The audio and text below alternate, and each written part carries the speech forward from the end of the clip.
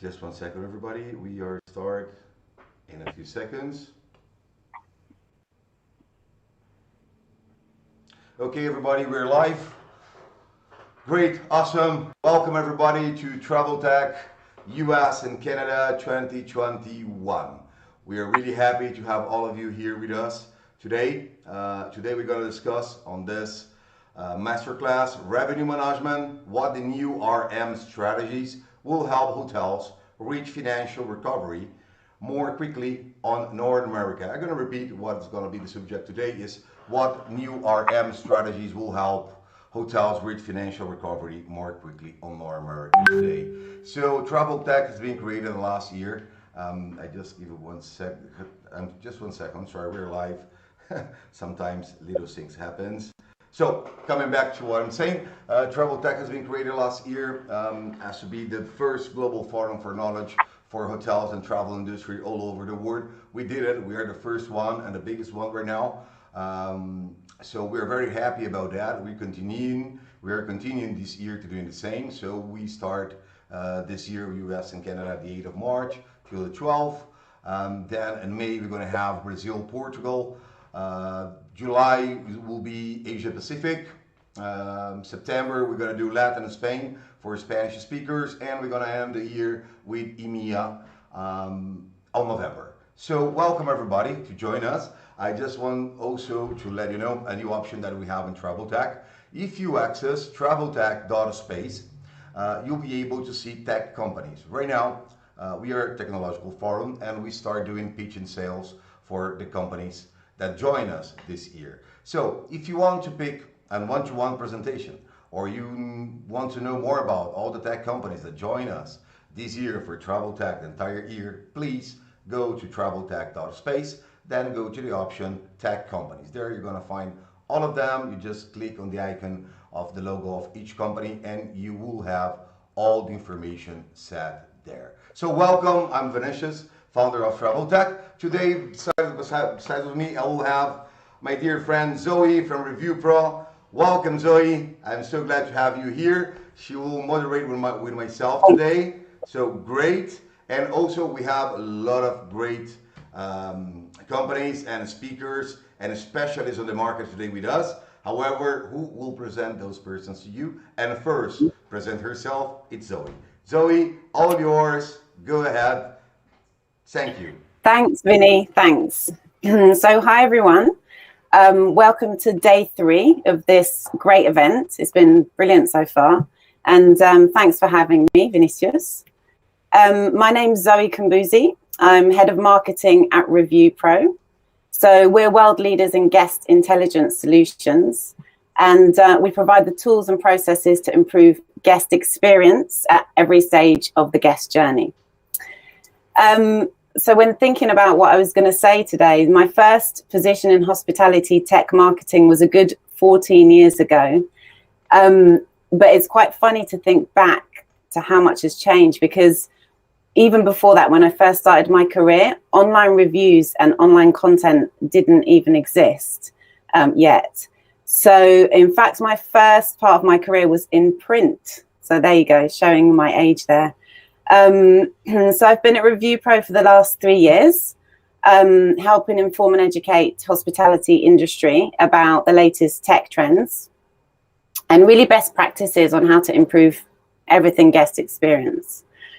I overview all aspects of the marketing mix here, which includes educational webinars, a bit like what we're doing today, product communications, case studies, guides, partnerships, etc.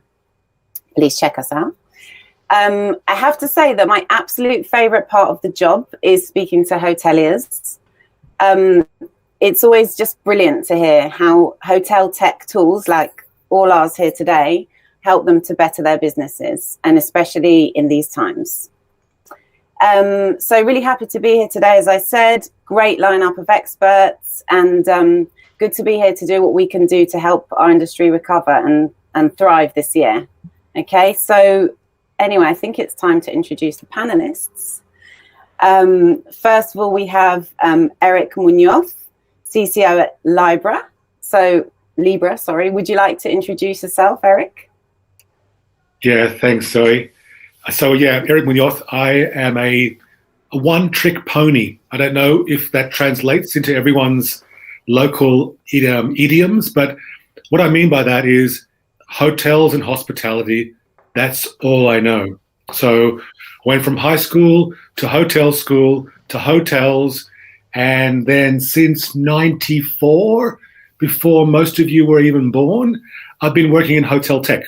So obviously revenue management technology, but PMS systems, online distribution, CRS, spa, golf, you name it. Hospitality tech is all I know, which really just means if we were to randomly meet at a barbecue or a dinner, I'm such a boring person to speak to, unless you're a hotelier.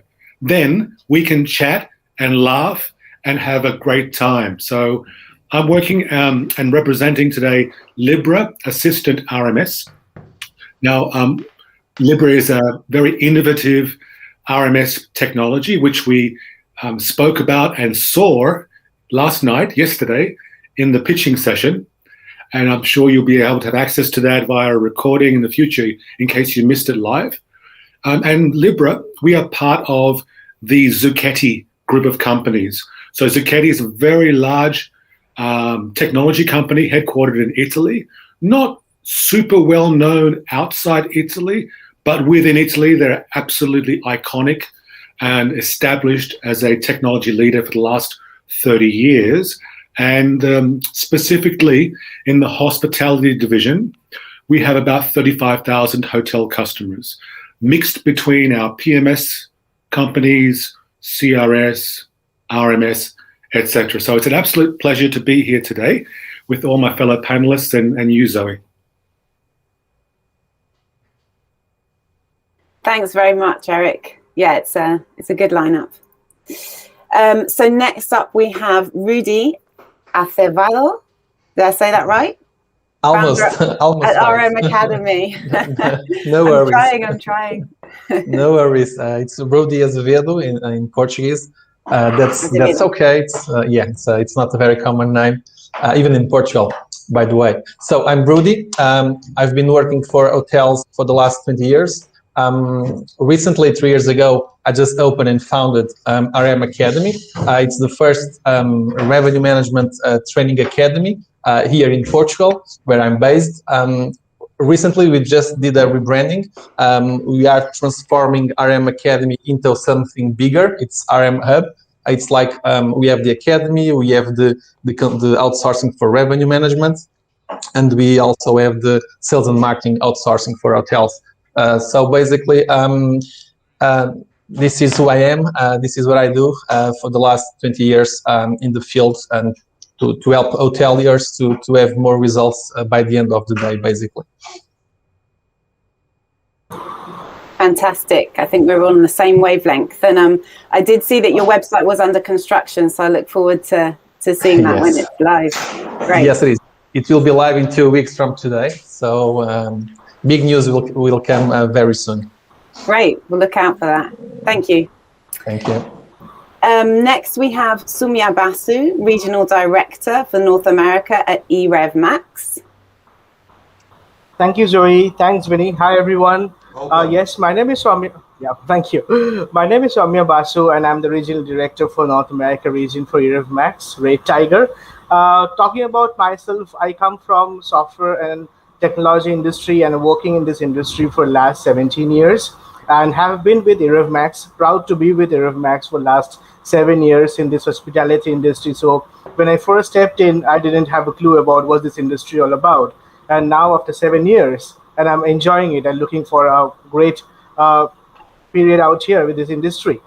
And now at eRevMax, what we continue to provide hoteliers with solutions that make everyday life simple for the hoteliers, whether it comes to online distribution, data intelligence, or revenue optimization.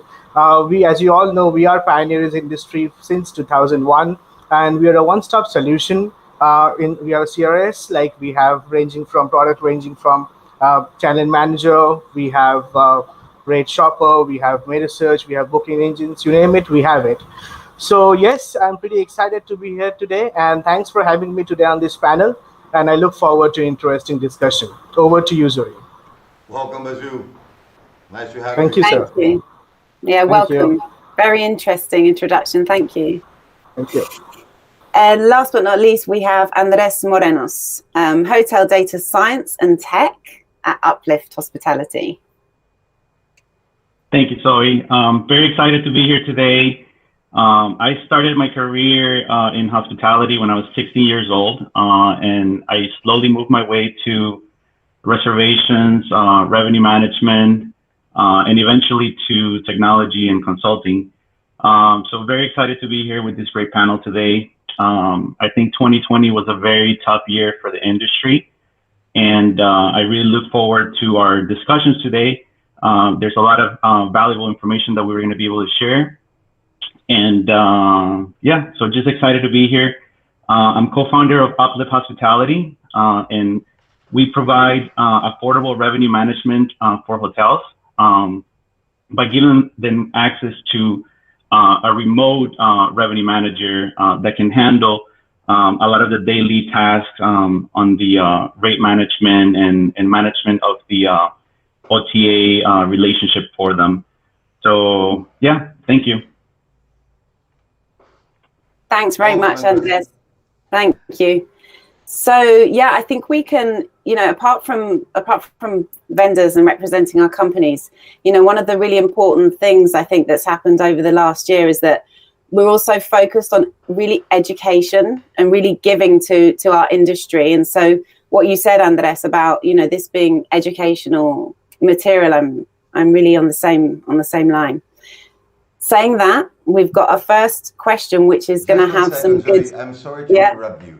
For the public, for all the attendants that is here, please, Travel Tech, when you register yourself, when we finish each Travel Tech, we're going to receive a international certification concerning the 10 hours with the tip and hints and the strategies that we are speaking all this week for US and Canada. So if you're looking at us on YouTube, you can go and register yourself. You can go to traveltech.space. Like this, you can get the certification. And the most important thing, Travel Tech give to all the hoteliers and all the travel industry to have 5 days consecutive a masterclass without cost at all. And you have the best professionals in each area come in here and answer questions and give you tips and hints. So please, if you have questions and you are in our platform, Webinar Jam, for example, please write down all the questions during the session, okay? If you are on YouTube, do the same on the chat box. And after that, when we finish the first and the second round of questions, we're gonna start asking your questions directly to our special speakers today. Okay, so thank you very much. I count on your questions. Don't forget on the chat, just write down, and we're gonna ask our speakers at the end of the session. Zoe, all to you. Sorry to interrupt. Thank you. No worries. It's a great reminder. Absolutely. Everybody on the line today, you've got access here to some industry greats. So ask all the questions that you need. So saying that, we've got a great first question, which is going to give some takeaways for our listeners. And the question is, given that you work closely with hotels, what are some of the key revenue generation ideas that you want to share today? Great question. Who would like to go in there? Thanks so much. Thanks so much, Joey. Let me go through it and answer this. So first of all, let's talk about the situation right now in US. We see the COVID vaccination drive is on high right now. I mean, we are seeing like 2.1 million doses being given per day. I mean, last month it was around 1 million doses per day a month ago. So the COVID vaccine is on the major drive right now. Reason being, health, cleaning, safety, health and hygiene is the first priority as it of utmost importance right now. Now, what the hotels are doing, we are seeing is hotels are getting sanitized every corner of the hotel. They're using ETA-approved agents, virus eliminating UV technologies, temperature scanning, wearing masks, social distancing is there and will be there. Touchless hand sanitizer we're seeing at every corner of the hotels. And the best part is that whenever the guest is checking in, each of the luggages are sanitized using UV technology, and a wellness kit is given to all the guests. Upon checking out, the rooms are kept unoccupied until and unless the complete cleaning process, sanitizing process is done. It's not like just a housekeeping activity, it's a complete cleaning being done. Now, what's the benefit for the hotel in this? This is also a key revenue management strategy, because right now health and hygiene is the first and key importance. Now, as I'm a guest, if I check into the hotel and I see this hotel is doing so much regarding the cleaning thing and the hygiene thing, giving the most of importance. So of course, when I leave the hotel, I will for sure give a good review in Google, TripAdvisor, Trivago, or maybe the hotel site survey form. And my word of mouth will actually, I spread the word of mouth to all the colleagues and my friends and my family members, which will in turn attract more and more guests for the hotel. So this is the most important point that we're seeing right now going around. And coming up to it, along the hygiene factor is also the contactless technology, automated check-in, check-out, in-room dining, app-based hotel services, and contactless payment. The best part is the contactless payment. You don't need to key in your card inside any machine. There's a terminal out there. You just place your card over there and the payment is done. No PIN required. It's very much safe, secure, a viable hygienic solution, and also superior level of customer satisfaction. Next thing, what we are seeing is the hotels are focusing on direct booking. They're keeping their website updated. They're having a booking engine in place, which is making the brand website into potential source of direct booking. They are allowing the guests to book directly from the brand's Facebook page. They're growing their presence in the meta search engine. And also the hotel have this online reputation RMS in place. So these things are actually the key factors to focus on the direct booking. What we found out in some regions is like statistically, going back to statistics, we know that the tourism isn't projected to return to pre-COVID until next 2 years. Hotel occupancy rates hovering somewhere around 30, 40, max to max 50% right now. And previously we used to see families going out in the summer vacation with the kids for 2 to 3 weeks stay. But this is not happening right now. So what most of the hotels are doing right now, instead of marketing these overnight stays, they're actually focusing on subscription living. So by subscription, we all know that the hotels are giving out the rooms in a very small, in a very less cost, right? Maybe around 2.5K USD per month, something like that. So what is happening right now is that they are actually allowing the guest to make a combo of travel and work. Maybe I have a colleague, we are 5 colleagues, we are tired of working from home 40 hours per week. So I'm seeing a hotel giving a subscription living. So I talk to my colleagues. I say, let's go there for a week. Let's go there for a month, stay there and enjoy both working and traveling. Now, how is it benefiting the hotel? It's not only increasing the monthly revenue, but there's a scope of upsell out there. They're giving a subscription living, but also there's this upsell of other added value-add services like F&B, spa, laundry, and other local activities. And also, they're getting a great customer data and prospect travelers for the future. Next, I would like to highlight about the OTA distribution. Previously, what was happening, most of the hotels were allocating everything to everywhere. What I mean is that allocating all the inventory to all the OTAs. But now what's happening, now as a hotelier, I know that my 60% of revenue comes from these 3-4 OTAs. So I know that I have to pay 15 to 25% commission to all the OTAs. So what I'm doing is I'm being very choosy right now. I know which OTAs will give me more revenue in which part and from which part of the globe. So I am actually playing with the OTAs. I'm actually designing more. I'm picking and choosing the OTAs and allocating more inventory to channels with more profit. So yes, these are the few key revenue generation ideas which I get to know after speaking with the hotels on a daily basis. And that would be from my end. And over to you, Zoe. Thank you, Basu. Thank you, Zoe. I just want to make a point in 3 points that I take note here. Cleanliness, I totally agree with you. Basu is really important, but hoteliers needs to be very careful and do not transform the hotel and the hospital. So the experience of the guests, I saw a few hotels that you access and you see gloves, masks, looks like, whoa, it is a radioactive accident. If hoteliers do that, that maybe can make the client feel uncomfortable. So we need to try to find, it's not easy, but we need to try to find an equilibrium between those things. Of course, correct. It's important to us or use technology to avoid touch things. So use touchless. Second point, web check-in for security, awesome. Also, yesterday we already spoke about this, but during reception, most of the reception said all the times their rewards. Instead, clients, when they go to the reception, they want to go forward, go to the hotel. They don't want to stay waiting and looking for the awards. They don't care. They just, if they expect half an hour, they said, oh, you're going to have a bad review if you expect half an hour. So that web check-in for security and for other reasons is very important. And also, if you communicate that already by email, but didn't work because of the clients there, you need to have an option right now on the receptions. You can set, I don't know, some kind of flyer with a QR code, make the guy just read that and take and use the web check-in system they have. And concerning the OTAs, concerning revenue management, the only point that it's very important, the strategy, not concerning DRM idea, but we need to understand that we have OTAs between 10 till 40% of the market, and those that are up for 25%, they're tour operators that are included, even if they're B2B companies, for example. Hotels normally do a flat strategy. On a standard, even if it's set a no refundable, or if it's set a long stay, an early booking, or a package, they do the same in all of them.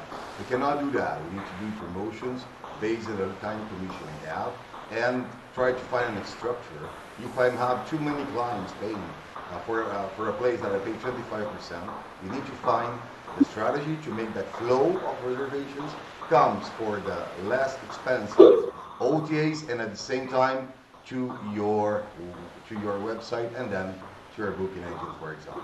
That's all that I want to put. If somebody else wants to have an opinion or wants to add something, Zoe, Andres, Eric, Rudy, if nobody wants have nothing to say, I move forward with the next question. Yeah, I think particularly, in regards to the work from anywhere part of it, I think that's going to take off. We've learned to work remotely. People are hesitant to go back to their office. And the fact that they can just use Zoom, or jump into Teams for a quick meeting allows them to just be flexible. So I think that's, definitely a great point, and something for the hotels to, view as an opportunity in order to capture that type of guest. Awesome. Mm. Yeah, good Wi-Fi connection has become more important than ever. Yeah, right. It was always super important, but it's become more important. And we may have lost, or may never recover entirely the business traveler aspect of travel. But I think that we'll see people, like you said, because of our changing work habits, going on a vacation, and perhaps instead of the 3-day weekend that they might have taken, take a week and work from the hotel that week because they can work remotely. And this is a great opportunity. The last thing, before I move to the next question, I want to say that I think the most important thing on revenue management at the moment is the hotel knows each is the correct pricing for their rooms, for their hotels. Normally, hoteliers have no idea about pricing. So maybe this will be touched during, we have all professionals for revenue management here. If nobody will touch this, at the end, I will do this question and someone will answer. Okay, guys, because I also, it's gonna be, I think it's very important, give some tips and hints based on that point. Because some hotels, because my competitor sells at $250, so I sell the same. No, no, it's not that way. Okay, let's move to the next question. Thank you everybody to be here again. I'm very glad, very happy to have Travel Tech up and running again. So welcome everybody again. I'm very interested when I speak, so I be creative, please. Let's move. Thanks, Vinny. Welcome. So let's go with Rudy Azevedo, founder and CEO at RM Academy. That will be RM Hub. So, Rudy, let's go. The question is to you, my friend. Concerning all the strategy and the marketing that we know, you have the digital marketing applied to RM, that we can do segmentation for channels. We can have prices for Facebook. We can have prices for Instagram. So we can check and find on the market, each price will be for each client, depends on where they're looking to us or from where they come to get a final reservation. My question to you is your marketing strategy aligned with RM? I'm going to repeat the question. Is your marketing strategy, hoteliers, aligned with your RM? All yours, 5 minutes. Thank you. If not, it should be. Why? Because more and more the revenue managers, they should work together with marketing and sales and reservations and reception and all the other outlets, but mainly marketing and sales, I would say. It's very common to find revenue managers working alone with all the Power BI tools, all the softwares, and then at the end of the day, the strategy didn't work. And why? Because they didn't work as a team. So that's a very good question, Eric, Vinicius. Marketing, for example, I was just checking a lot of hotel websites before I joined you in this forum, and I just found that many of these websites, they didn't create new reasons to generate new demands. I mean, as a revenue manager working together with my marketing team, I should create like new products. The hotels, they are still selling bed and breakfast, the same room types, the same cancellation policies. It may sound repetitive, but it is a reality. I've just noticed a few minutes ago before joining. So I recommend to work closely with your marketing team to create like new products to generate new demand. And how can we do this? We can create like new offers. I don't know if you've heard about this, but the top most 5 viewed pages in a website is the packages and special offers. So we definitely should create new products by creating new offers, like the famous staycation package, the long stay packages, co-work packages, etc. This is just because you need to generate new demands. Things are different from 1 year ago, so you need to work together with your team. And even the rates, people need to understand that people are not looking for discounts. People are looking for safety, as Soumya had just mentioned before. So it's not about discounts, it's not about non-refundable rates, it's about giving this idea of safety to our clients. So we definitely need to understand the way we are communicating with our guests. Are we telling them, listen, we are a safe hotel, we have the masks, we have the hygiene, everything in place. You can come to our hotel. It's a safe place to stay with your family and friends. People need to understand and to work together with the marketing team to analyze the data. As Vinicius just said also, we need to understand the segmentation. It's not just about segmentation through the OTAs or through the offline business.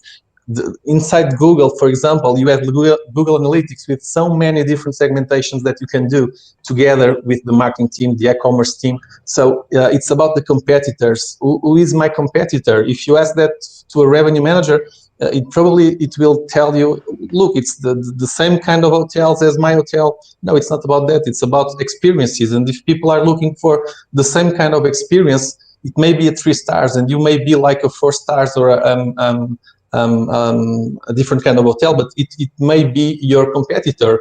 So you need to put everything together and to work as a team.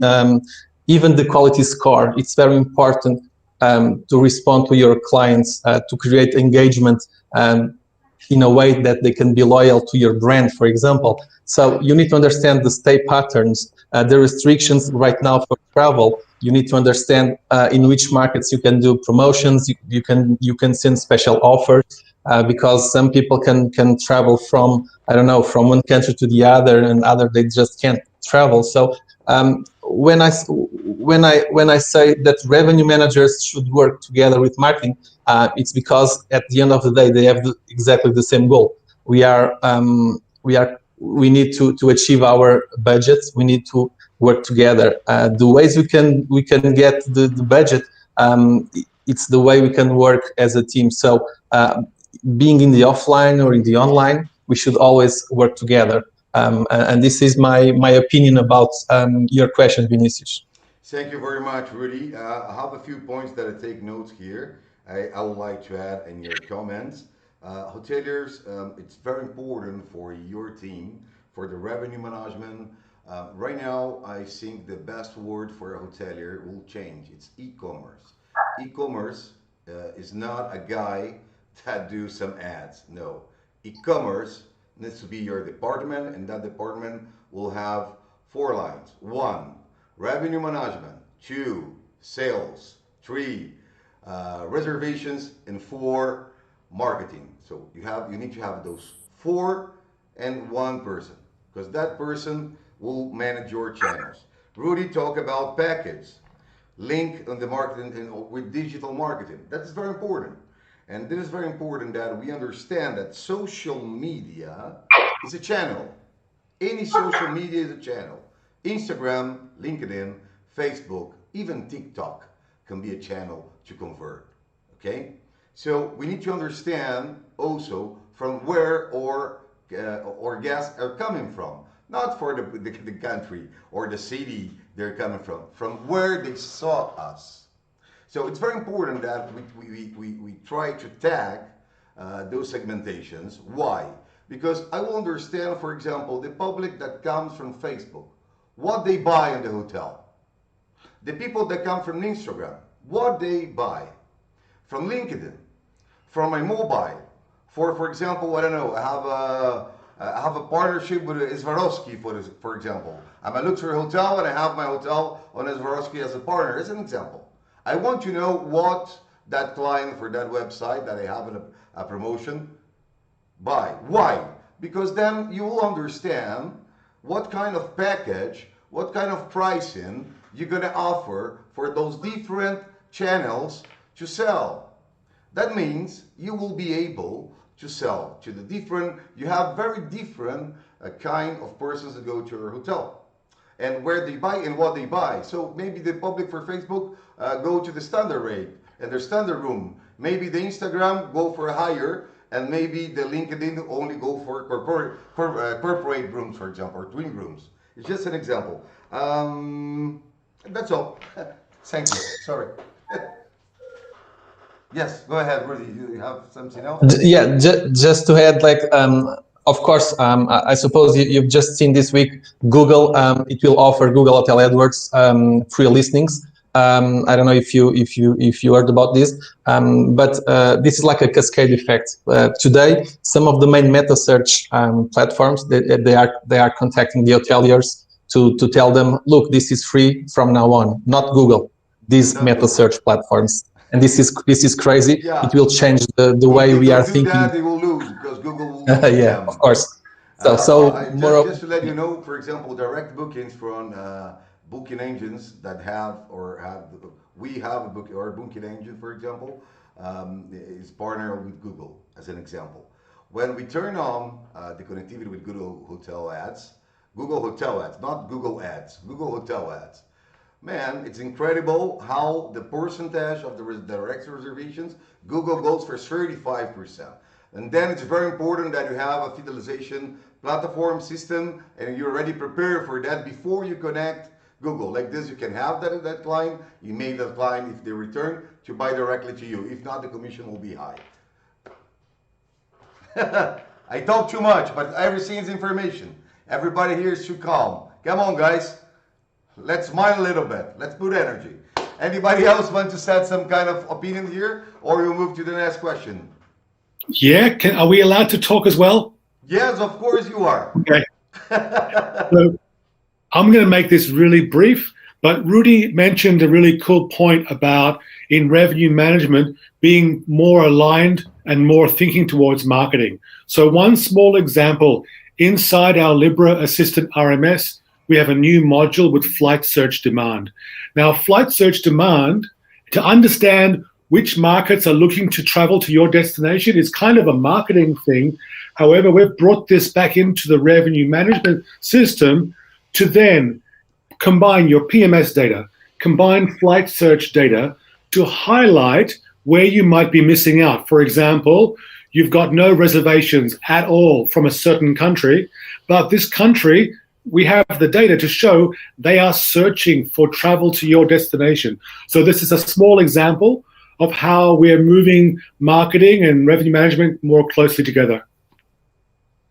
And Eric, it allows clients or hotels to do like campaigns per IP address, because they know that the demand is coming, I don't know, from New York or I don't know, LA, and they can just organize and run a campaign for those IP addresses. So this is very powerful, putting marketing with revenue. Yeah, agree. Yeah. Awesome. I have no. Zoe, it's all yours, lady. Fantastic. Yeah, really, really great points there. Okay, so our third question goes to Eric.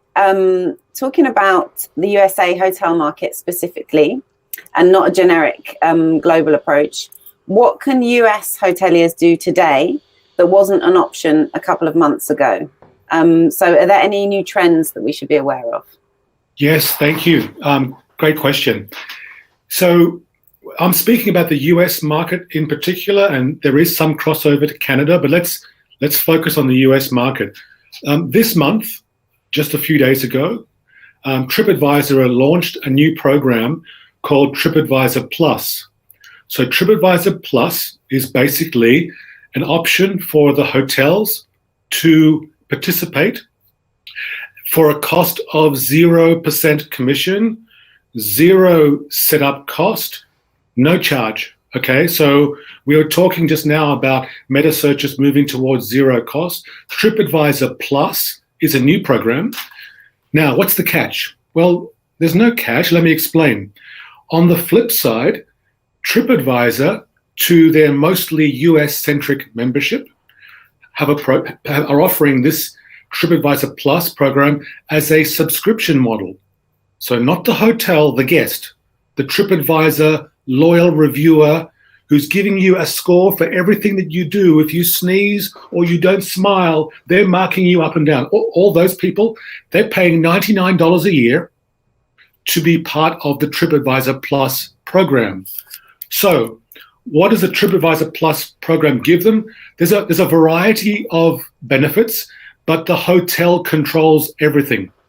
The hotel controls when it's available, when it's not available, things like discounts or perks, benefits, or amenities, like here's a dining room credit, here's an upgrade for your room type based on availability, free parking, free Wi-Fi, etc. So again, if you, the hotelier, doesn't want to be part of it, no problem. If you do, it costs you nothing. Although you do have to offer something, like I mentioned. And I think for hotels globally, it's super interesting if you are trying to capture the US guest. Now, of course, there are members of TripAdvisor who are not from the US, but it's largely a US-centric platform. And this is something brand new that I think hoteliers not only should consider, but also consider how to use it intelligently. So if you just opt in, you might be diluting potential revenue on days where you don't need to give away perks. But let's be honest, let's be pragmatic, let's be realistic. It's a long time before hotels will be in a situation where they can pick and choose to say, no, don't give them a free breakfast. Look, that'll be great when we reach those peak times of demand. I hope they arrive sooner rather than later. But the expression beggars can't be choosers absolutely applies right now. And I think any zero cost option or anything that benefits the hotel in terms of new bookings or new marketing avenues is a no-brainer. And again, it's just a matter of how the hotelier will choose how to use the promotion and when to not, let's say, be available for these different types of perks if they start hitting peak season or peak demand. So you can Google it, obviously. TripAdvisor's homepage has a very nice link to pretty detailed help text about what the perks are or benefits are on both sides, if you are a guest or you are a hotelier. So I encourage you guys to look at it if you haven't already looked at it. This is great. This is awesome. The what you just bring to us is pretty new. So at the end, TripAdvisor will come as an OTA with a fixed price annually. This is awesome. Exactly. But if the subscription model is on their consumer side, which is brilliant because it gives TripAdvisor a brand new revenue stream. And of course, the hoteliers benefit because, oh yeah, there's one more thing. Probably one of the best things, it slipped my mind. Guess what? TripAdvisor will give the hotel all the guest contact information, not like Expedia or who hide that detail or obfuscate the email. So you get all of the guest contact details so you can start engaging in that journey and hopefully own the customer for the lifetime. So it's a no-brainer. Yes, it's outstanding. The only difficult thing that I see there, they will need to really train and speak with the hotel on a daily basis to make hotels understand, to provide them the best price. Because I understand if I pay as a customer to be on TripAdvisor, I would like to have the best pricing, for example. It's something that comes in my head. I don't know if you agree or not. I think the only thing that is a little bit difficult for them will be that. The hotel understand that they need to provide, it's a free channel, you don't pay commission, we give you all the details of the clients, you have all of this stuff here, the fidelizations, you have your own, so this is it's great, it's awesome. Thank you, Eric. Welcome. Rich.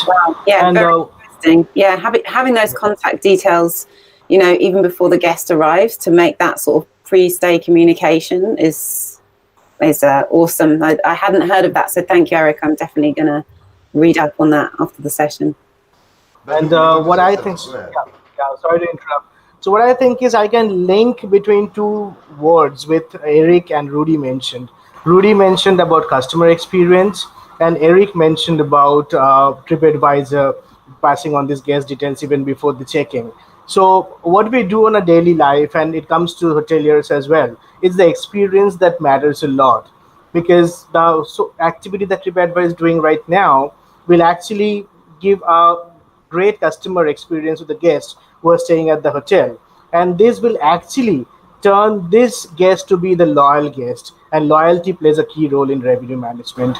So guest, TripAdvisor's activity, customer experience, loyalty, in turn revenue management. I think it's a life cycle. Absolutely. Absolutely. Thank you. Thanks, everyone. Vinicius, are you introducing that next question, or am I? I think it's your question. Is it me again? I don't know, maybe I'm wrong. Yeah. Okay. Yes, it's yours. I give you more. I always said the moderator to have more attention than myself. You are the you are the special moderator. I'm the regular guy that is always here, and everybody see the face and say, "Oh, it's good that Zoe is here."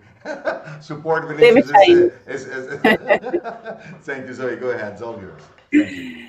Okay, great. So this one's for Andres.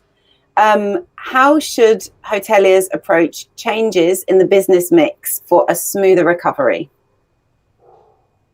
Thank you, Zoe.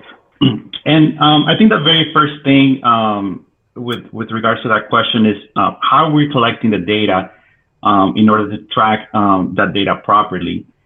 We need to make sure that we have a proper system in place to be able to understand the rate codes that are selling, the business sources that are driving those bookings, and the market segments. If we're not able to train the staff properly, any analysis that we do in terms of business mix, it's not going to be accurate. So you definitely need to make sure that you're collecting and tracking the data, tagging those reservations properly. Like you were saying, Vinicio, a lot of the reservations that come in from the third parties, they don't really get, the hotels don't really receive all the guest profile information. So it's vital that when front desk is checking the guests in, that they input all that information. From there, you have to run some analysis to understand how demographics are changing. Are your guests more of a younger crowd, kind of shifting to more family friendly, or vice versa? One thing we've seen here in Miami, for example, is that the traditional snowbirds that used to come for the warm climate, they didn't come this year in the winter. But instead, we're seeing more of a younger crowd come in for spring break, to party. So it's important to understand how that's changing. And hotels shouldn't be afraid to, go to their competitor hotel, have breakfast there, and kind of see and understand the type of customer that's coming to their competitors, right? If it's a younger crowd, maybe you want to make changes to attract them in a way that maybe you can, scrap the traditional breakfast and use maybe throw in like an avocado toast and make it more Instagrammable, right? To attract those type of guests. Are you getting more of an affluent crowd, right? I think one of the things that is going to happen is that people have been locked down and haven't been able to travel. So they've been able to save money, and they're eager to travel as soon as these restrictions start getting lifted. So I think we're going to see an influx of travel as soon as people feel more confident that they can travel safely. So we want to make sure that, we're able to, not miss those opportunities, right? You want to create personalized content for this demographic on your website, on social media, so you can target them properly. I think overall, we need to stop trying to sell our hotel and sell more of an experience and sell more of the destination, kind of as a whole. I think that's what's going to help us, generate and drive in more bookings. Understand what your feeder markets are. If there's still restrictions in place for people to fly into the destination, maybe you're seeing more driving business, right? So you can use that information to create packages and create special offers for those type of guests. And you don't necessarily have to discount their rates. You can create added value by offering the people that are driving in maybe free parking, right? To incentivize those particular people to book your property. If, as restrictions get lifted and you start seeing more of international travel, get with the third-party sites, understand maybe which of these engines are powering the airline websites booking engines, right? And create some sort of geo-targeting that's based specifically to those countries that are coming into your destination. Awesome. Thank you very much, Andres, for your insights.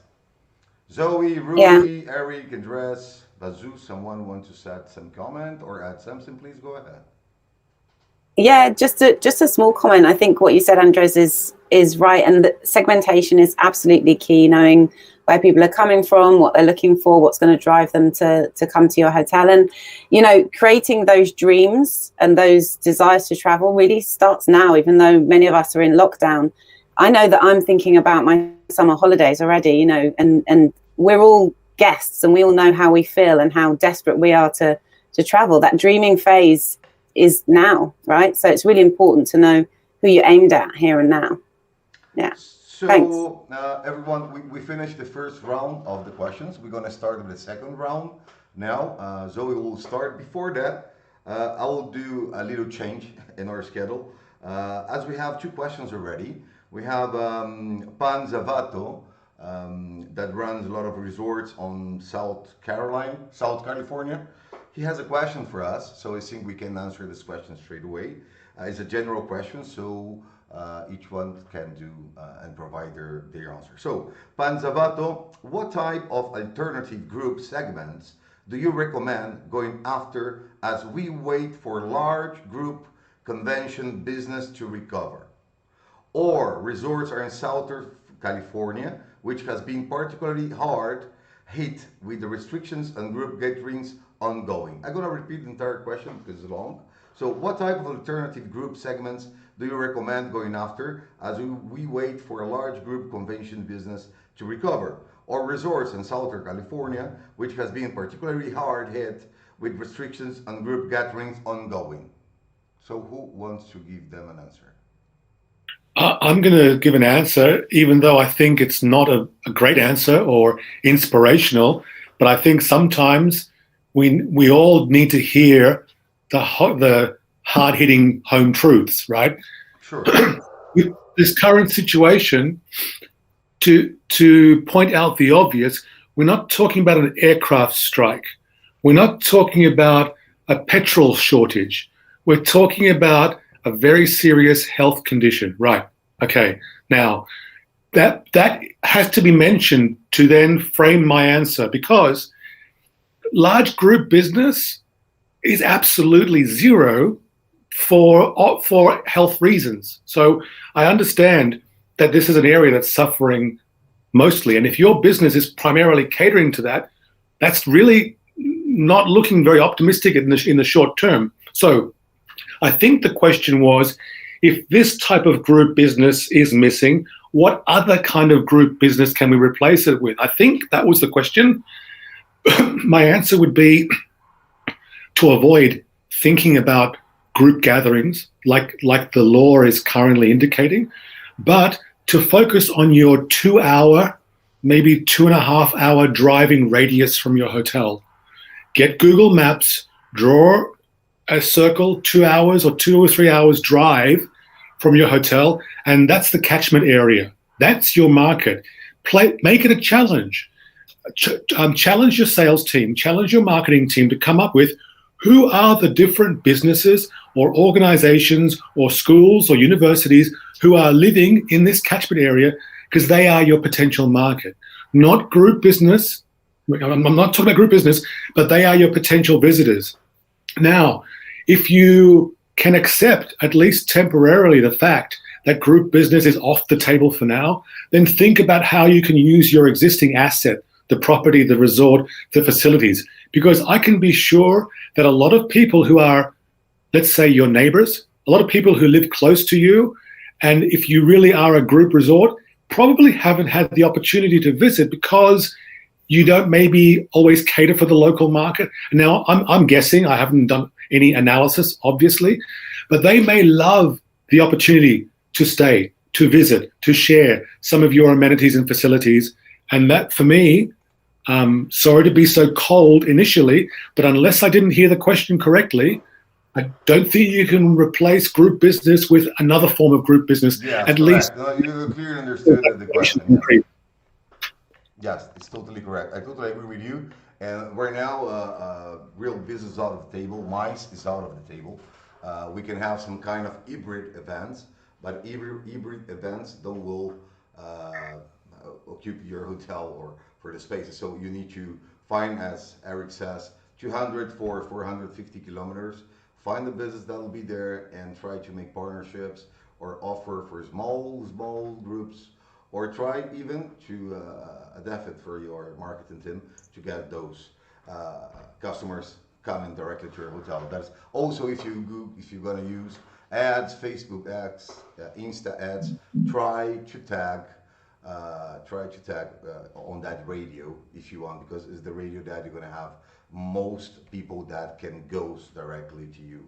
A lot of people, we know that US is normally flying the airplane, but we know not all of them are full for visiting. For corporate, for example, they're not. For leisure, they are. So we have a second question. It's from Jing Duang. Jing Duang, the question that you request us is not for this subject. I'm gonna read it. Maybe we don't answer this on Friday. Jim, I invite you to join masterclass. On Friday, we're gonna have, on Monday, we got Expedia, and we're gonna have Amelia.travel. That is a new OTA, but not an OTA, but they will be able to answer this, and we're gonna have a lot of companies that is for distribution. But I will read the question from John Duang. How are OTAs planning to enable vaccine passports to help travelers make it easier to book travel? I really don't have the answer for that. I don't know. I think in this panel we don't have the answer. If somebody have it, please go ahead. Sorry, I didn't quite follow the question. Sure, I'm gonna repeat it. How are OTAs planning to enable vaccine passports to help travelers make it easier to book travel? I'm going to repeat the question. How are OTAs planning to enable vaccine passports to help travelers make it easier to book travel? So at the end, how OTAs will help them to get the vaccine passports? I really don't know about this, but normally the vaccine, to have the vaccine, you have to need a vaccine and present this at the end. Yeah, well, I think firstly, speak to an OTA, obviously, but I think the OTA are the middleman. The OTA are just the one in the middle who facilitate the booking. They just need to support whatever government legislation is in place. Now, if you're a property in Greece or a traveler in Israel, those two countries are setting up a travel corridor or a travel bubble where they can freely travel between those two destinations. But I presume we're speaking about the US now and what the OTAs might do. The OTAs will do whatever's required by governments' health mandates. So when we learn what that is, the OTAs will naturally have to adapt. But I think it's definitely too soon to say because the law hasn't been established yet.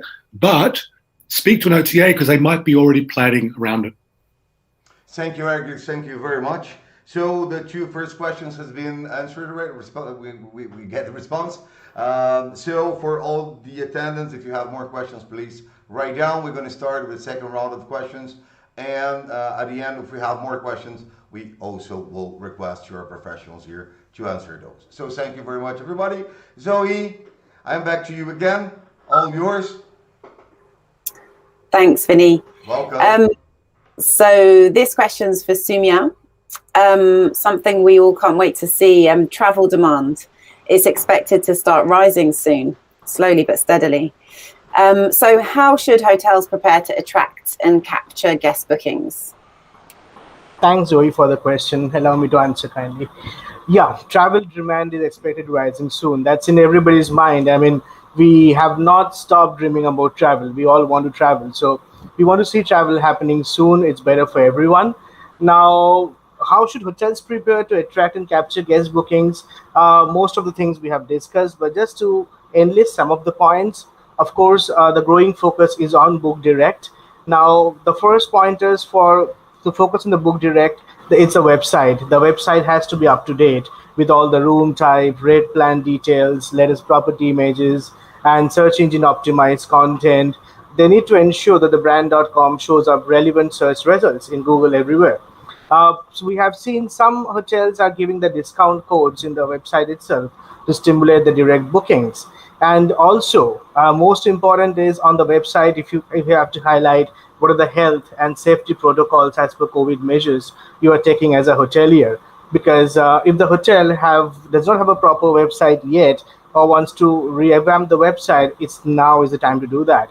Because now it's something like the travel is starting to rebound, maybe not right now, maybe in Q2, but it's the right time right now for the hotelier to revamp the website.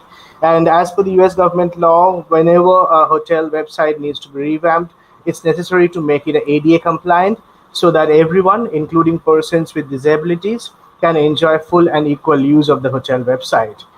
Secondly, given today's uncertain times, it's critical for the hoteliers to offer the flexible booking policies.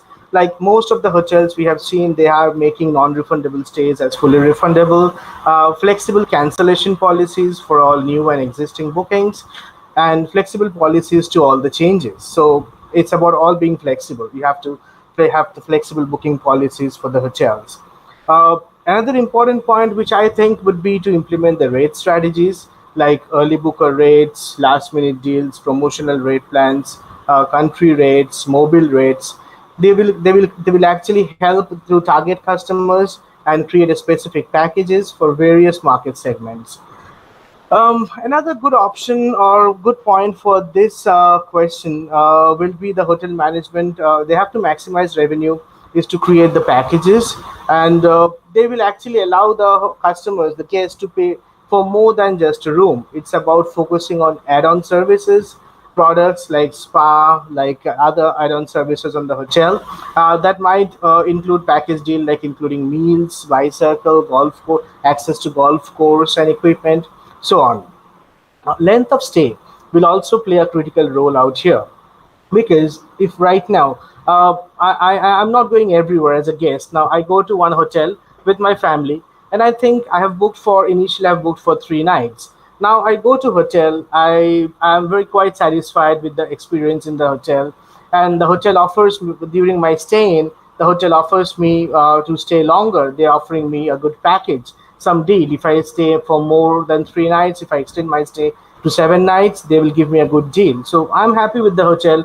I don't think it's something wrong for me to extend my stays. So that's where the length of stay also comes into picture. Loyalty, as I already said, is a key way to earn new business. Like there are a lot of hotels who have loyal guests coming throughout the year. So maybe the guest doesn't know. The guest knows that the hotel is closed right now. They're not keeping a tab. So what's happening? Sometimes the hotelier may get back to the hotel, their loyal guests, because they have their database. They know who are the loyal customers. They get back to the hotel, the guest over the email or the phone call and say, hey, we are opening on next month. So why don't you pay a visit? And you being a loyal customer to us, we're offering this discount or offering this package for you. So this is another point. And lastly, but not least, social media. It's a key channel nowadays for the hotels to tap. Wherever your guests are, your guests might be busy working for office every day throughout the week, or might be some other place, but you are there on the social media. You're a social media follower for the hotel. So you know what's going on. So the hotels needs to keep them updated in the social media for their followers so that they know what's going on in the hotel and they want to come back to the hotel and stay. So yes, these are the few points I wanted to highlight in alignment to this question. Over to you, Zoe. Yeah, thank you, Sumya. There's a lot of great takeaways there. Really, really a lot of material. And the one thing I wanted to comment on only was really that your hotel website. I mean, going back to the e-commerce, that we were talking about earlier, your hotel website is your shop front.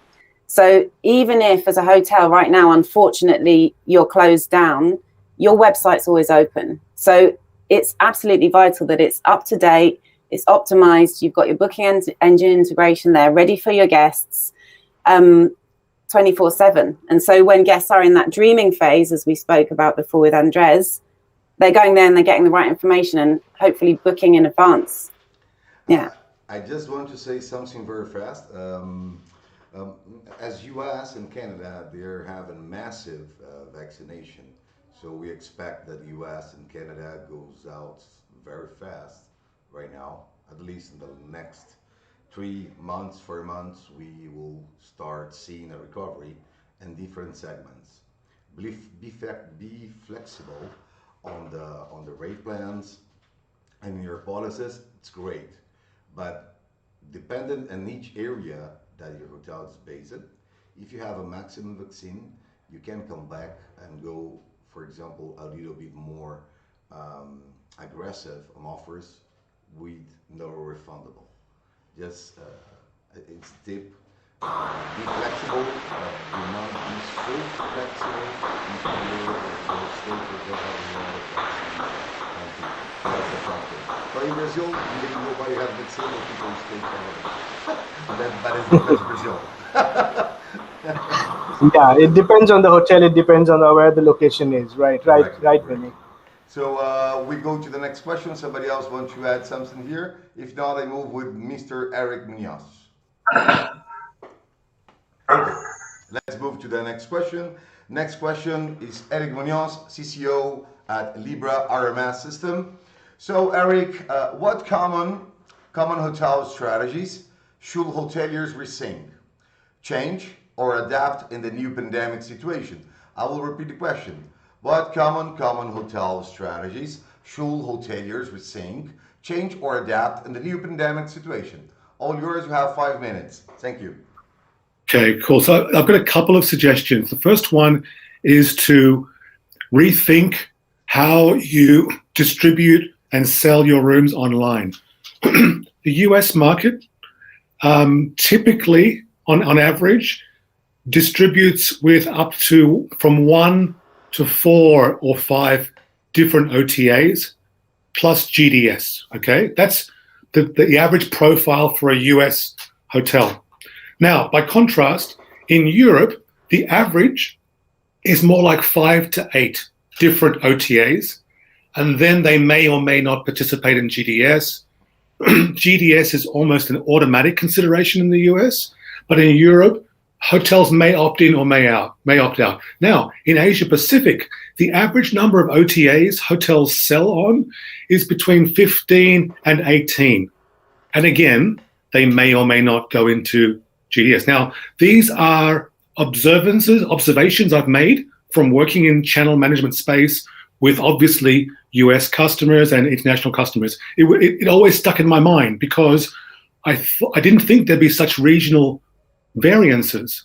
Now, speaking to the US hotelier here, start adding more channels. Now, you might be a hotel that's not on the gateway cities like LA, San Francisco on the West Coast, or New York, Boston, Miami on the East Coast, New York on the East Coast, where you're getting a lot of international business. Okay, maybe you're in the Midwest or something like that.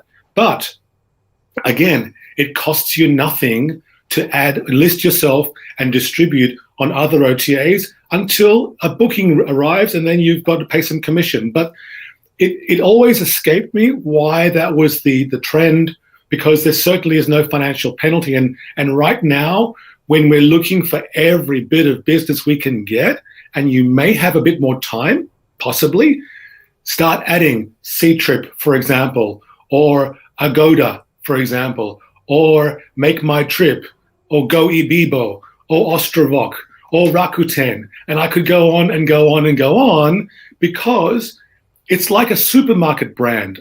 I don't know what the number one supermarket brand is in Brazil, but I bet Brazilians do. But I can tell you about Tesco and Aldi and Sainsbury's here in the UK. OTAs are a little bit like a supermarket brand. Customers like to go to what they're familiar with. And if you want at least an option of business from these different source markets, it's something to think about. And the second one, really briefly, is just following on from what Vinicius was saying, but I'm going to say it in a different way. Drop your non-refundable rates. Stop selling non-refundable. Don't do it. Don't do it. If people have to cancel because all of a sudden the vaccine they had a side effect, do you want to be that person? Do you want to be like the airlines who are famous for never doing anything non-refundable? Don't be that person. So obviously, when business starts returning and things look better, of course, introduce non-refundable rates where it's appropriate. But for right now, drop it. Please drop it. We need to be flexible. And it's your flexibility that hoteliers will remember when times come back. They won't forget that flexibility. And that's it for me. Great, Derek. Thank you very much for your insights. Somebody else, Vasu, Andres Moreno, Rudy, Zoe. Somebody else want to make a point here, give some tips, some hints? Nothing? We move forward with the next question? No, just to piggyback off of Eric here, by adding more exposure, you're creating additional visibility for the hotels. And ultimately, that visibility will lead to more customers and more volume coming towards your website. That's called the billboard effect. And you can capture those bookings, direct, where you're not going to pay higher commissions. You should be, building ADR by capturing those guests through the billboard effect. By being exposed and visible on all these other channels. Awesome. Yeah, and also, I mean, if you say, Eric, that, for example, in the US, not many hotel brands are doing that, well, that's a great opportunity for the early adopters to get in there. And, so whoever's out there, do it first, because you're going to get that exposure before the masses do. That's an amazing opportunity. I think that's a great takeaway. Yeah, I mean, absolutely. I don't know the US like a local, but surely you have university students that are not all locals. University students might be originally from China or other parts of the world. If their family or friends are looking to visit them, you can be sure they're looking at their local OTA brand, not necessarily Get a Room or Expedia or whatever US brand you're distributing with. So remove those blinkers, broaden your distribution. because you probably do have that time available right now to do it. And I don't really I can't understand any possible objection to that. Thank you. Basu, you have something? Yeah, just one thing I can relate to this, what Eric said. I guess hoteliers choosing local OTAs, one of the most other reasons right now is the domestic travel. Domestic travel is a big thing right now because the borders are closed. Domestic travel is happening right now. So that is the reason I guess most of the hoteliers choosing local OTAs right now. But again, like, yes, what Eric said, I can't agree more. I mean, that's spot bang on. I mean, what he said, that the local OTAs are like a market out there and the hoteliers go and choose from the local OTAs what they prefer. Yeah, correct. So another thing that that it's positive for the leisure, not for the corporate hotels, but for the leisure market right now. If we check the Pacific and the Atlantic side of Mexico, and if we check Brazil, that is the only two countries that are still open for the entire pandemic, that the hotels just have to close for 15 days, 2 to 3 weeks maximum till this start. They increase their have occupations up to 80% or more, and their pricing is 15 to 35% higher than last year. So than 2019, for example. That is what happens in those two countries that never close at the end for the leisure. That's a good thing. So I just want to put this in the prospect, because normally people think that pricing will be an issue. Pricing is not. We cannot do offers on everything. Sometimes maybe you can increase your pricing target to get more revenue. Or if you are a corporate, for example, we have a case with a hotel here in São Paulo as an example. During the pandemic, we make them grow on revenue. However, we make them goes down on reservations. Why we apply this strategy? We put a higher price, they make more money, and the expenses of the hotel drop it a lot. So sometimes depending on the strategy we're gonna use. But all of them can be effective if it's correctly applied. So that's all. I go to the next question. It's my turn again. Oh, you saw Zoe, it's not only you. I also go 2 in a row. Let's go, guys. So the next question is for Andres Moreno, Hotel Data Science and Tech at Uplift Hospitality. So Andres, with the lack of business travel, hotels have shifted a lot of their inventories to OTAs. How can hotels ensure they are still able to get the fair share? I will repeat the question. With the lack of business travel, hotels have shifted a lot of their inventory to OTAs. How can hotels ensure they are still able to get their fair share?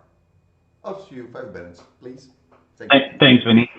Yeah, and you know, we talked about the high commission from the OTAs, but you know, it's really you know, on one side you have the high commissions, on the other, you know, they're bringing in the bookings.